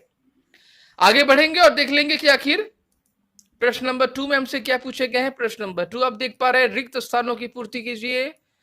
नंबर क में आपको दिया गया है हृदय से रक्त का शरीर के सभी अंगों में परिवहन कौन करता है। तो फ्रेंड्स आप सभी जानते हैं हृदय से रक्त का शरीर के सभी अंगों में परिवहन करती है आर्टरीज, ठीक है ना। ये आर्टरीज ही करती है, हृदय से रक्त को ले जाती है। कहां ले जाती है, हृदय से विभिन्न अंगों में जहां उसे ऑक्सीजनेटेड ब्लड, ठीक है ना, ऐसा ब्लड जिसमें ऑक्सीजन मौजूद है, तो उन्हें हम आर्टरीज कहते हैं, हिंदी में धमनियां कहते हैं, ठीक है ना। हीमोग्लोबिन, अब हीमोग्लोबिन कहां पाया जाता है, तो हीमोग्लोबिन होता है लाल रक्त कोशिकाओं में, आरबीसीज में ये पाया जाता है। आपने वीडियोस में भी जाना फ्रेंड्स, ठीक है ना। धमनियाएं और जो शिराएं हैं वो कैपिलरीज, केशिकाओं द्वारा वो जुड़ी रहती है, ठीक है ना, पतली पतली पूरा शाखाओं के द्वारा वो जुड़ी रहती है, याद रखना है। और इन शाखाओं, इन कैपिलरीज का वर्क क्या होता है, इनका काम होता है जो भी ब्लड है, ब्लड में ऑक्सीजन जो आ रहे हैं, ठीक है ना, उनके साथ जुड़ा हुआ है चूंकि, तो अब जो आर्टरीज के थ्रू जो भी आ रहे हैं ऑक्सीजनेटेड ब्लड वो पास आउट होते हैं। ब्लड में जितने भी सारे न्यूट्रिएंट्स आ रहे हैं वो पास आउट होते हैं। कार्बन डाइऑक्साइड जो है वो पास आउट होती है, फिर निकल के बाहर निकल जाती है, याद रखना है, वेन्स के थ्रू। तो जितने भी सारे न्यूट्रिएंट्स हैं, ऑक्सीजन है, वो सभी इन्हीं के द्वारा जो है पास आउट होती है, इन कैपिलरीज के द्वारा, ठीक है ना।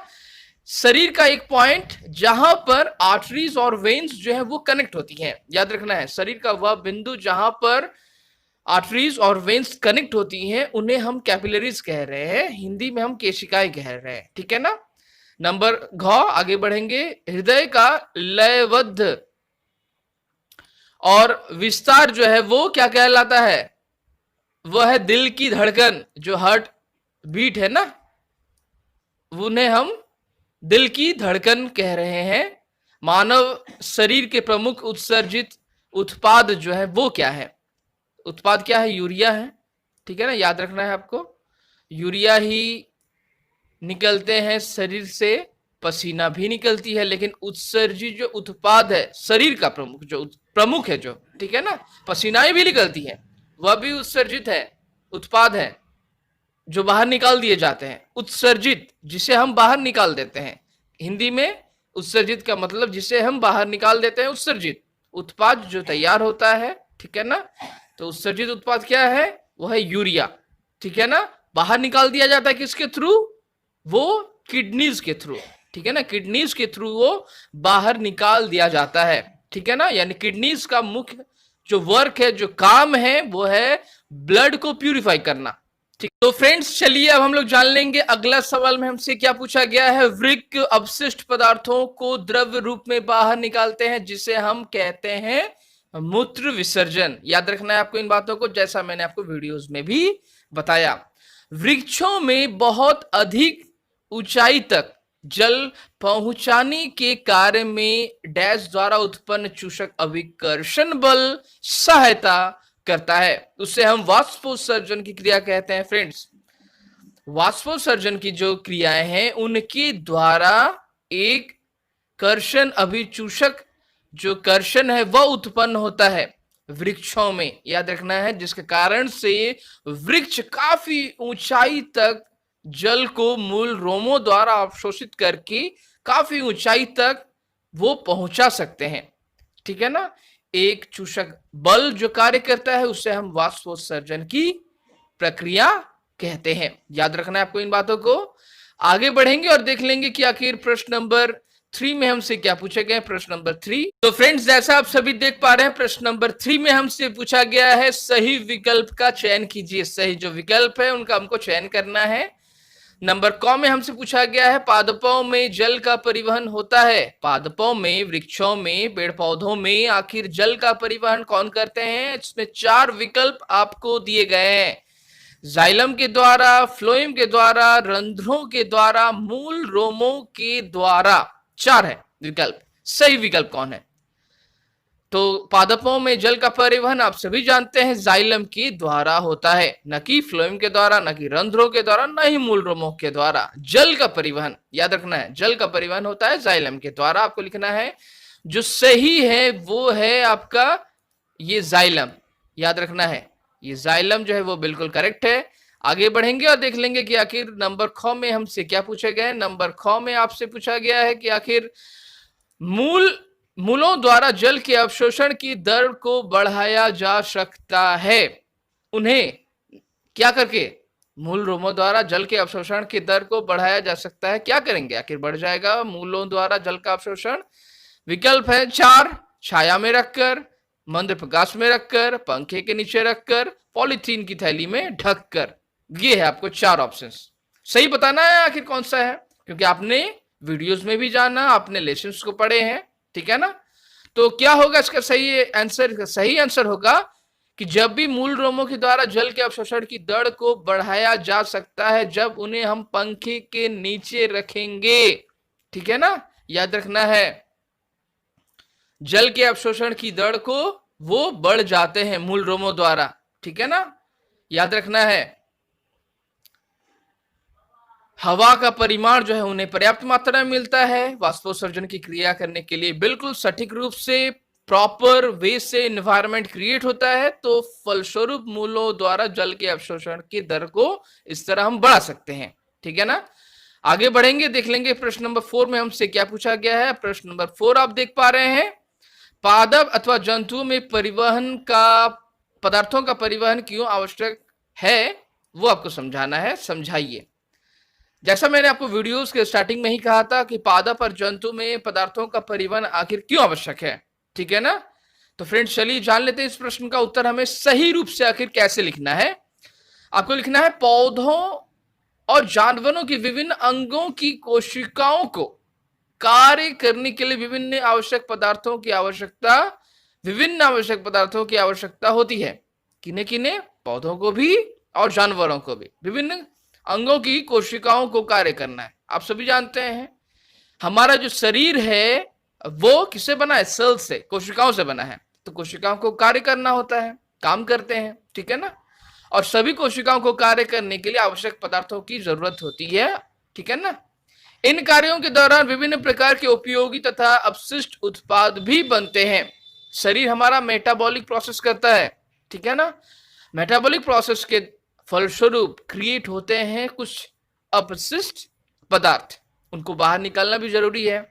जो भी हम कार्य करें, जैसा मैंने कहा था आपको, पलके झपकाना, बातें करना, देखना, सुनना, चलना, फिरना, बोलना, श्वास लेना, सभी में एनर्जी का रिक्वायर्ड यानी ऊर्जा की जरूरत होती है, ठीक है ना।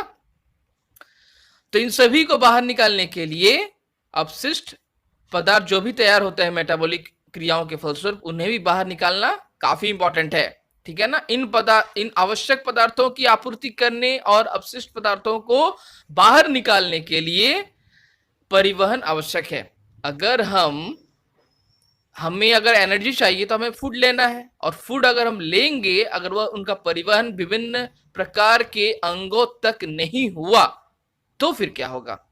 फूड का जमाव होगा हमारे बॉडी में, नहीं जाएंगे, ठीक है ना। याद रखना है आपको इन बातों को।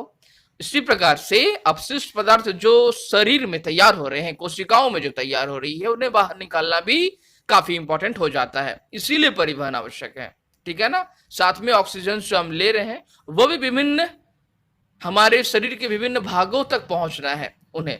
तो यही बिल्कुल काम, ऐसा ही काम पौधों में भी होता है।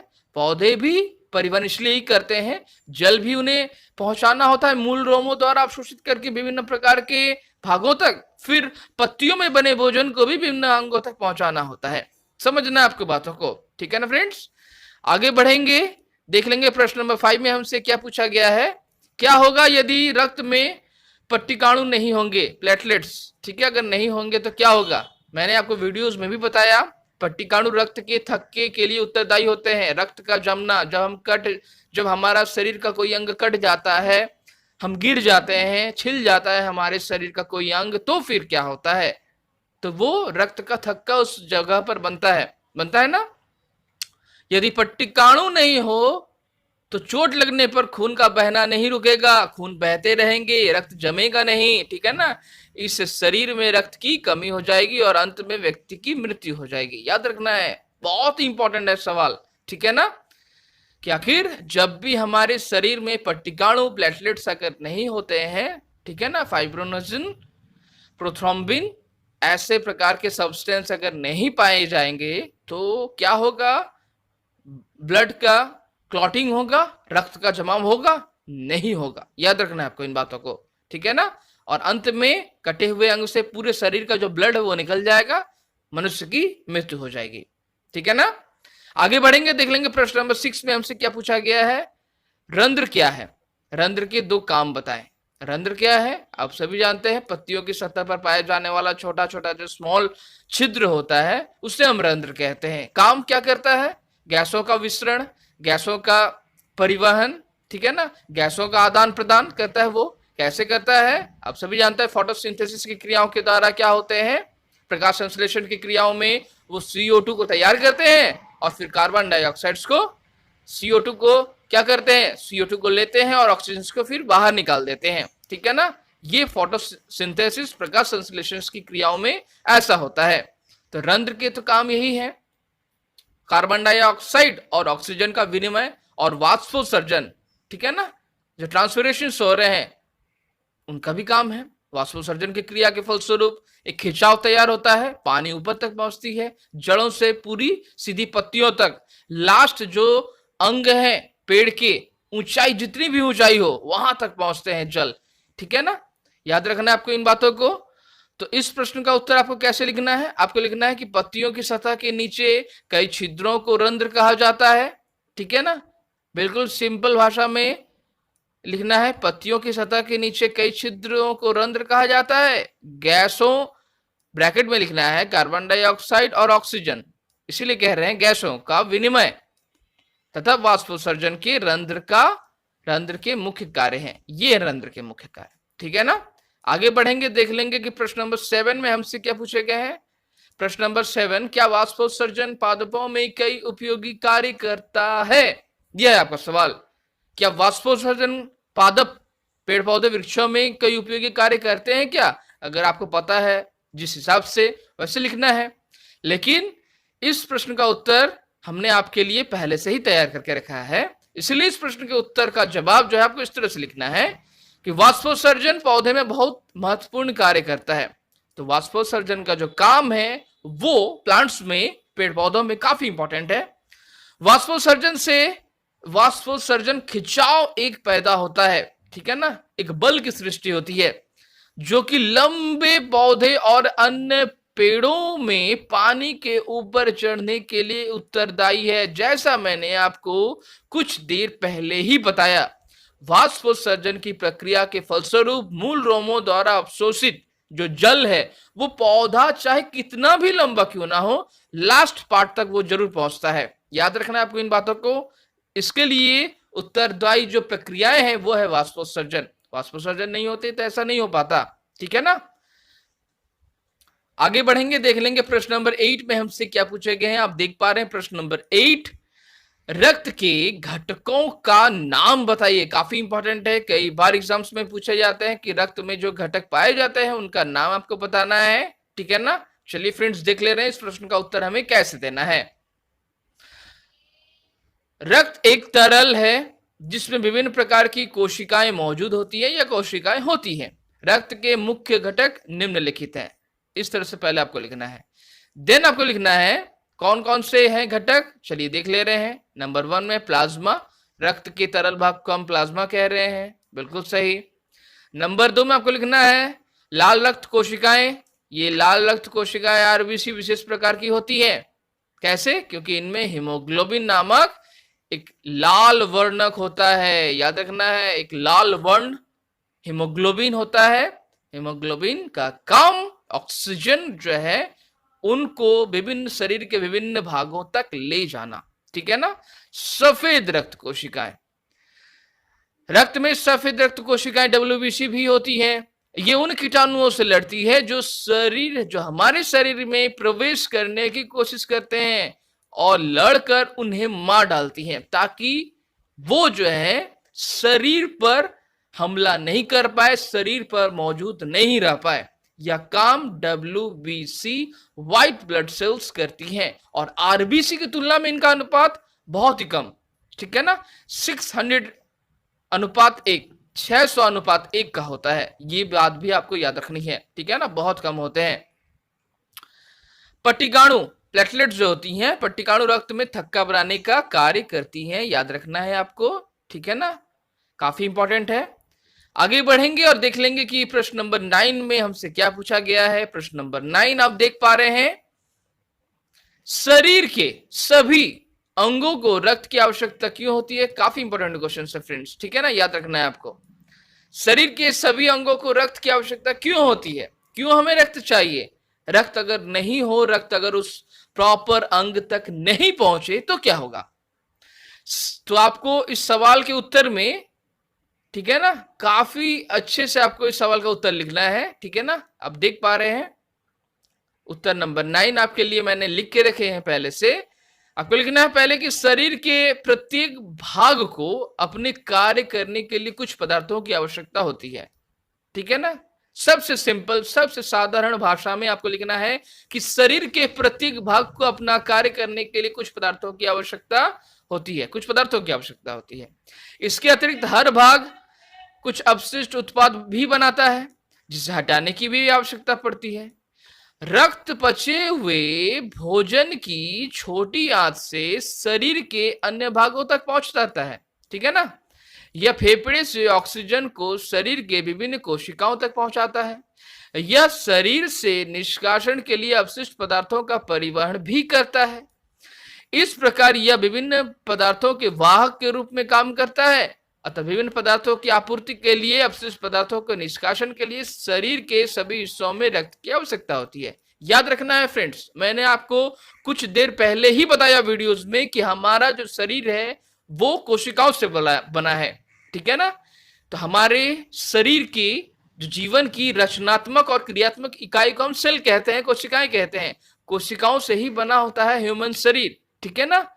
जितने भी सारे आप देख पा रहे हैं जंतु, जानवर, पेड़ पौधे, ये ज्यादातर बहुकोशिकीय होते हैं, बहुत सारे सेल्स से बने होते हैं। और सेल्स का मुख्यतः काम ही है विभिन्न प्रकार के कार्यों को संपादित करना, इन कार्यों को करने के लिए एनर्जी की जरूरत होती है जो हमें मिलते हैं फूड से, भोजन से। उन भोजनों को, ठीक है ना, उनके पोषक तत्वों को विभिन्न भागों तक पहुंचाना ही काम होता है रक्त का, ब्लड्स का। अगर काम करना है तो एनर्जी की आवश्यकता पड़ती है, वह एनर्जी हमें प्रोवाइड करवाती है रक्त, उसका मैसेंजर होता है, ठीक है ना। रक्त में उपस्थित जितने ही प्रकार के पोषक तत्व हैं जो छोटी आंत से उन्हें मिलते हैं पोषक तत्व से, ठीक है ना, जिन्हें हम विली कहते थे, याद है आपको, मैंने आपको लास्ट के चैप्टर्स में भी बताया था। विली अवशोषित करती है पोषक तत्वों को और ब्लड के साथ मिलकर पूरे हमारे बॉडी में पहुंचा देते हैं पोषक तत्वों को। हमारा इस प्रकार से हमारा जो शरीर है हेल्दी बना रहता है, स्वस्थ बना रहता है। ठीक उसी प्रकार से काम हो जाने के बाद, हर प्रकार के सेल्स का काम हो जाने के बाद तैयार होता है एक उत्पाद, अपशिष्ट उत्पाद। उन्हें भी अब शरीर से बाहर निकालना काफी इंपॉर्टेंट हो जाता है, ठीक है ना। तो इस प्रकार से यह काम भी ब्लड करता है। ब्लड यानी पोषक तत्वों को ले जाना और फिर अपशिष्ट पदार्थों को भी बाहर निकालने का जो काम है यह ब्लड करता है। अगर ब्लड पूरे शरीर तक नहीं पहुंचे तो प्रॉपर रूप से, सटीक रूप से हमारा वह जो अंग है, ठीक है ना, वो काम नहीं करेगा, उसमें सूजन हो जाएंगे, फूल जाएगा, ठीक है ना। ये बात भी आपको याद रखनी है, इन्फेक्शन हो जाएंगे उसमें, याद रखना है। इसीलिए ब्लड्स का विभिन्न अंगों तक पहुंचना काफी इंपॉर्टेंट है, क्योंकि ब्लड्स में WBC भी होते हैं, ठीक है ना। सफेद कणिकाएं जो होती है वो भी विभिन्न प्रकार के रोगों से भी लड़ने में हमारी मदद करती है। और साथ में रक्त जो है ऑक्सीजन को भी कैरी करता है, ठीक है ना। ऑक्सीजन का बहुत इंपॉर्टेंट है, रोल है हमारे शरीर में, ठीक है। तो इस प्रकार से आपने जाना कि आखिर शरीर के सभी अंगों को रक्त की आवश्यकता क्यों होती है। आगे बढ़ेंगे, देख लेंगे प्रश्न नंबर 10 में हमसे कि क्या पूछा गया है। लाल रक्त लाल रंग का क्यों दिखाई देता है, ठीक है ना। तो फ्रेंड्स, जैसा मैंने आपको वीडियोस में भी बताया कि जो रक्त है उसमें एक हीमोग्लोबिन नामक एक वर्णक पाया जाता है। हीमोग्लोबिन, याद रखना, हीमोग्लोबिन, लाल वर्णक। लाल रक्त कोशिकाओं आरबीसी में हीमोग्लोबिन नामक एक लाल वर्णक होता है, जिसकी उपस्थिति से रक्त जो है लाल दिखाई देता है। उसी प्रकार से बहुत ऐसे जंतु हैं जिनमें हीमोग्लोबिन नहीं होता है, बल्कि होता है हीमोसाइनिन। हीमोसाइनिन के कारण क्या होता है, बॉडी में जो प्रेजेंट जो ब्लड है वो ब्लू कलर के दिखाई पड़ते हैं। ये बात भी आपको याद रखनी है फ्रेंड्स, ठीक है ना। आगे बढ़, तो फ्रेंड्स चलिए अब हम लोग जान लेते हैं कि आखिर प्रश्न नंबर 11 में हमसे क्या पूछे गए हैं। आप देख पा रहे हैं प्रश्न नंबर 11, हृदय के कार्य बताइए। हृदय का आखिर कौन कौन सा काम है यह आपको बताना है, ठीक है ना। आप देख पा रहे हैं, तो इसके लिए सबसे पहले आपको हृदय का तो एक चित्र बनाना है, ठीक है ना। आप देख पा रहे हैं हृदय का चित्र आपको बना देना है, देन आपको उनके कार्य को संक्षेप में रूप में आपको लिखना भी है। आपको लिखना है कि हृदय एक पंप के रूप में काम करता है, यह लगातार धड़कता रहता है, इससे शरीर में रक्त का परिवहन लगातार होता है। अगर हृदय धड़कना बंद कर दे तो रक्त का परिवहन भी रुक जाएगा, मनुष्य की मृत्यु भी हो जाएगी, क्योंकि उसे श्वसन के लिए उसे ऑक्सीजन नहीं मिलेगा। याद रखना है, ऑक्सीजन को शरीर के विभिन्न अंगों तक भेजने का काम ये पंप हृदय ही करती है, ठीक है ना। रक्त अपने साथ अन्य उपयोगी पदार्थों को भी शरीर के विभिन्न भागों तक ले जाता है। हृदय फेफड़ा को ऑक्सीजन रहित भोजन भेजता है, ठीक है ना। हृदय फेफड़ा को ऑक्सीजन रहित रक्त भेजता है और फेफड़े से ऑक्सीजन युक्त रक्त प्राप्त भी करता है। यह रक्त के माध्यम से शरीर के विभिन्न हिस्सों में ऑक्सीजन की आपूर्ति करता है। याद रखना है आपको। तो फ्रेंड्स, इस हृदय का मुख्य काम है रक्त को बॉडी के, शरीर के विभिन्न भागों तक भेजना, ठीक है ना। और हमारे इस शरीर में नसा छिद्रों के द्वारा जब हम ऑक्सीजन को लेते हैं तो उस ऑक्सीजन को पकड़ने की जो क्षमता होती है, फर्स्ट कौन पकड़ पाएगा उस ऑक्सीजन को, तो पकड़ने का काम होता है फेफड़ों का। फेफड़ा ऑक्सीजन को पकड़ कर रखते हैं और देन रक्त जब आते हैं तो फिर उनके साथ वो मिल जाता है और फिर ऑक्सीजन युक्त रक्त जो है वो चला जाता है इस दिल में, इस हृदय में, याद रखना है। और यह हृदय का काम है पूरे शरीर में रक्त, ऑक्सीजन युक्त रक्त को भेजना, याद रखना है, ठीक है ना। ये बात भी आपको जान लेनी है। फ्रेंड्स, नेक्स्ट आगे बढ़ेंगे और देख लेंगे कि ये जो आप बना रहे हैं ब्लड, एक हृदय का एक मैप जो बना रहे हैं, उसमें विभिन्न भागों को भी आपको बता देना होता है। जैसे एग्जाम्पल के रूप में महाशिरा आप देख पा रहे हैं, दाया अलिंद, ठीक है ना, कक्षों की विभाजन की दीवार, दाया निलय, ठीक है ना। आगे बढ़ेंगे और देख लेंगे कि आखिर बाया निलय, बाया अलिंद, फुसफुस शिरा, फुसफुस धमनी, महाधमनी, ये आपको लिख देना है, ठीक है ना। हृदय का चित्र बनाकर देख पा रहे हैं, सुंदर से कलर कर भी दिया गया है, रेड और ब्लू। व्हाइट इज रेड और white is blue. Red because यहां पर ऑक्सीजनेटेड ब्लड है, ठीक है ना, ऑक्सीजन युक्त रक्त है। डीऑक्सीजनेटेड ब्लड, जिसमें ऑक्सीजन के साथ कार्बन डाइऑक्साइड है, वो उसे हम ब्लू के द्वारा इंडिकेट कर रहे हैं, आपने वीडियोस में भी जाना, ठीक है ना। आगे बढ़ेंगे, देख लेंगे कि अगला सवाल प्रश्न नंबर 12 में हमसे क्या पूछा गया है। प्रश्न नंबर 12, शरीर द्वारा अपशिष्ट पदार्थों को उत्सर्जित करना क्यों आवश्यक है, यह आपको बताना है, ठीक है ना, कि शरीर में उपस्थित जो पदार्थ है अपशिष्ट, उन्हें बाहर निकालना क्यों जरूरी है। आप सभी जानते हैं अगर हम बाहर नहीं निकालेंगे तो हमारा जो रक्त है वो विषमय हो जाएगा, क्या हो जाएगा, विषैला हो जाएगा, ठीक है ना। फिर हम क्या काम कर पाएंगे, नहीं काम कर पाएंगे और हमारी मृत्यु भी हो जाएगी। तो याद रखना है आपको कि इस सवाल का उत्तर आपको किस तरह से सजा के लिखना है। ध्यान से देखते हैं, आपको लिखना है जब शरीर की विभिन्न कोशिकाएं अपने कार्य को करती है तो कुछ अपशिष्ट पदार्थ भी बन जाते हैं। यह हमारे शरीर के लिए विषैले होते हैं, हार्मफुल होते हैं, ठीक है ना, हानिकारक होते हैं। इसलिए शरीर द्वारा इन पदार्थों को उत्सर्जित करना भी आवश्यक हो जाता है। याद रखना है, विषैले पदार्थों को तो हम अपने शरीर में रख नहीं सकते हैं, हमें अपने शरीर में जो भी पदार्थ रखना है वो शुद्ध, प्योर रखना है, न कि हानिकारक और विषैला। याद रखना है आपको इन बातों को, ठीक है ना। इसीलिए बार बार ये मनाही भी की जाती है कि आपको सिगरेट, बीड़ी, तंबाकू नहीं लेना चाहिए, क्योंकि उसमें विषैले पदार्थ निकोटीन जो है वो उपस्थित होते हैं और वह निकोटीन काफी हानिकारक होता है हमारे शरीर के लिए, ठीक है ना। आगे बढ़ेंगे, देख लेंगे प्रश्न नंबर 13 में हमसे क्या पूछे गए हैं। प्रश्न नंबर 13, मानव उत्सर्जन तंत्र का चित्र बनाएं, उनके विभिन्न भागों का नाम भी आपको नामांकित करना है, ठीक है ना।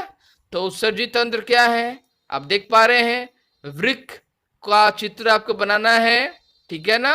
साथ में जो मूत्राशय है उनका भी चित्र बनाना है, वृक्कों के साथ मूत्राशय का चित्र एक साथ बनेगा। वृक्क देख पा रहे हैं, सेम के बीच के आकार जैसा, दोनों तरफ दाएं और बाएं मूत्रवाहिनी उनसे जुड़ी हुई होती है। मूत्राशय जहां पर मूत्र आकर जमा होते हैं, मूत्रमार्ग जहां पर मूत्र जो है वो बाहर निकलती है मूत्रभाग से होती हुई, और मूल रंध्र जो मूत्र रंध्र है वह छिद्र जहां से बाहर निकलता है। तो यह जो काम है बिल्कुल हमारे शरीर में जो उत्सर्जन तंत्र का जो चित्र आपने देखा है बहुत ही आसान है। आपको ये जो क्वेश्चंस कई बार पूछे भी जाते हैं एग्जामिनेशन में, ठीक है ना, आपको इस तरह से बनाना है। आप देख पा रहे हैं